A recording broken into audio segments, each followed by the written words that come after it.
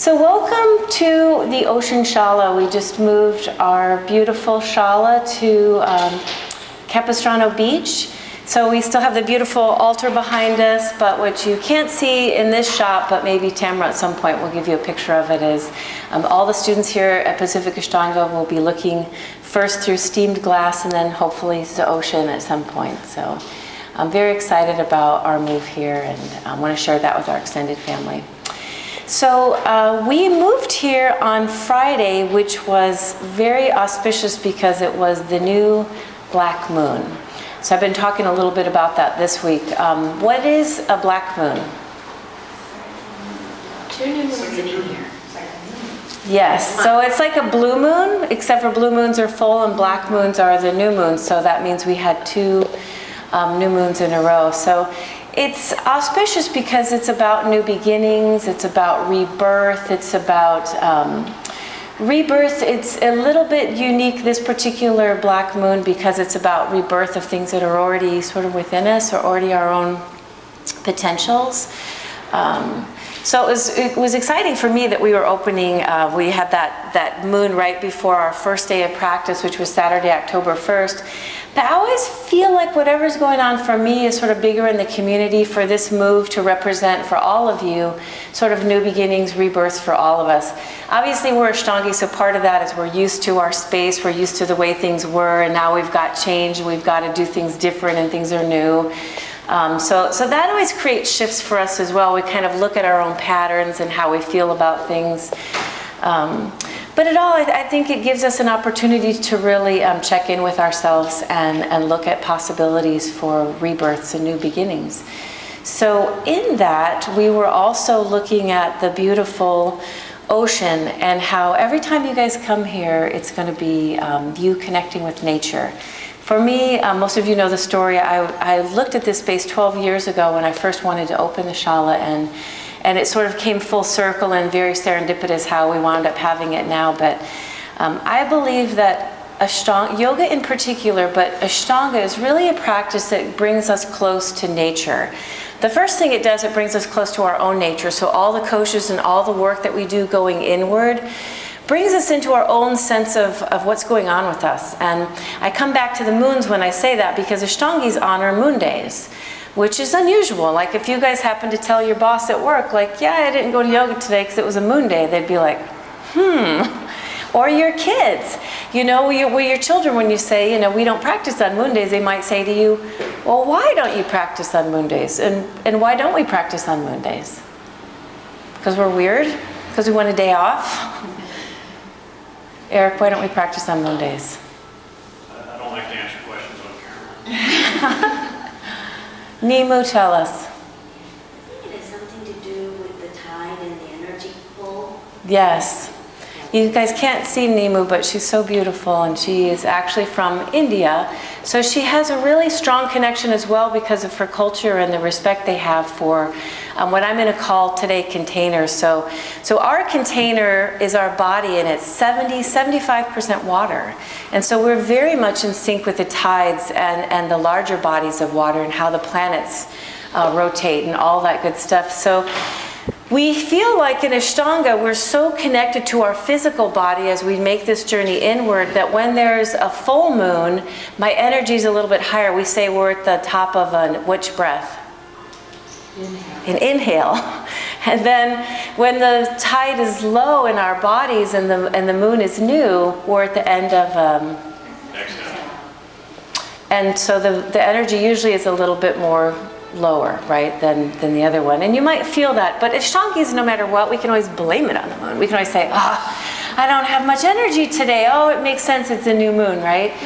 But the idea is that we really get in touch with ourselves, our skin, our bodies, what's happening in them, our emotions, and sort of we get more in touch with our own, I want to say, container.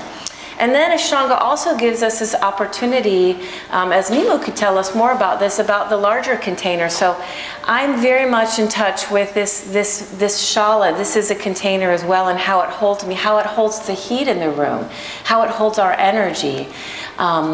Nimu also knows a little bit about the feng shui of India, and so we were looking at how things are placed in this room, you know. And we were saying on our opening blessing that, you know, where should the altar be? Where should Ganesh be? And I'm like, well, probably he should be over here, but we have our bathroom over here, whatever. So sometimes, you know, I was telling people that we have to adjust our containers to what's happening, even within our personal containers, to make things right. And for me, I was like, oh, the altar is exactly perfect where it is, you know, and the ocean is exactly perfect where it is. But we wind up, you know, moving into that connectiveness to our bigger container. So being here and being able to look at the ocean every day, one of the things I really hope for everyone is that it brings you closer to that connection we have, not only to our personal body and our what's going on with us, but also in the larger arenas of our life, what's happening to us. And I feel how, for me, very important is my connection with water, but I feel for all of us, it's so important that we have a connection with nature. So it was very much a dream come true that we could be looking at the ocean 1,000 feet from the ocean, but also I'm creating a little garden area out here as well too, with lots of plants and flowers and stuff for us to look at, and to remind us when we're here of that powerful connection that we have to nature, and that really our yoga practice is one of the places that really remind us of that and bring us to that. So I wanted to read something to you guys today that my dear friend sent me when she heard that we were opening the Ocean Shala. And Elizabeth Gilbert wrote this just a few weeks ago, and I felt it was really perfect for us here.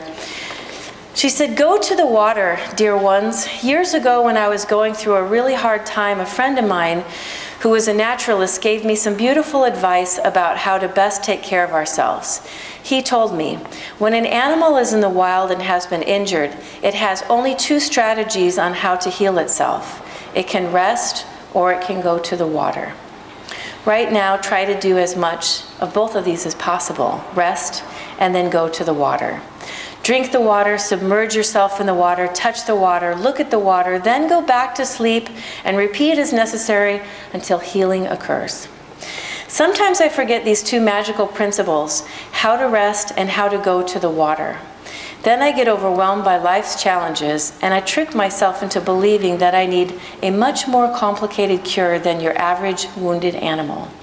And sometimes I do need a more complicated cure, I guess, but not usually.